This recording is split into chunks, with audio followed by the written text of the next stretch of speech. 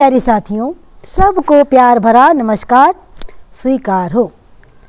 आज मैं आप लोग को अपनी सहेली संगीता पुरी का एक आर्टिकल सुनाने आ रही हूँ। इन्होंने बड़ी अच्छी कहानी हमारे पास भेजी। कहती एक महात्मा थे, जीवन भर उन्होंने भजन ही किया था। उनकी कुटिया के सामने एक तालाब था।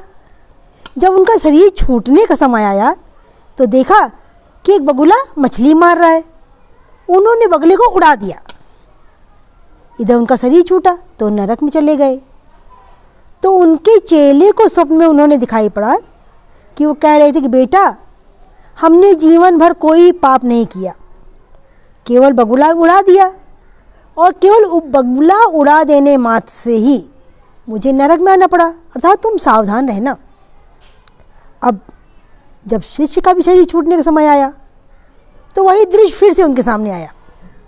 बगुला मछली पकड़ रहा था तो गुरु का निर्देश मानकर उसने बगुले को नहीं उड़ाया। मरने पर वो भी नरक गया।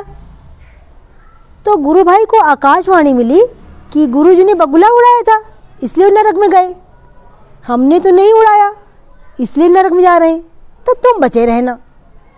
अब गुरु भाई का शरीर छूटने का समय आया तो संयोग से पुनः बगुला मछली को मारता दिखाई पड़ा। गुरु भाई ने भगवान को प्रणाम किया और कहा, भगवान आप ही मछली में हो, आप ही बगुले में भी हो।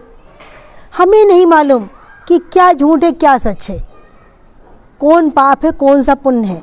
आप अपनी व्यवस्था देखें, मुझे तो आपके चिंतन से ही मतलब, आपके चिंतन की डोरी से प्रयोजन है। वो शरीर छूटने पर प्रभु के धाम को चला गया। अब नारद जी ने भगवान से पूछा, भगवान ये बताओ अंततः वो नरक में क्यों गए?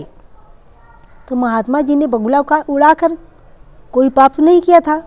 उन्होंने बताया कि नारद, उस समय बगुले का भोजन वही था, उन्होंने उसे उड़ा दिया तो भूख से झटपटाकर बगुला मर गया, अर्थात पाप हुआ, इसलिए वो नरक में गए। तो नारद ने पूछा, दूसरे ने तो बगुले को नहीं उड़ाया तो क्यों नरक में गया? तो बोले, उस दिन बगुले का पेट भरा हुआ था और वो विनोदवश मछली को पकड़ रहा था, उसे उड़ा देना चाहिए था। तो शिष्य से भूल हुई इसलिए वो नरक में गया। नारद ने पूछा, तीसरा?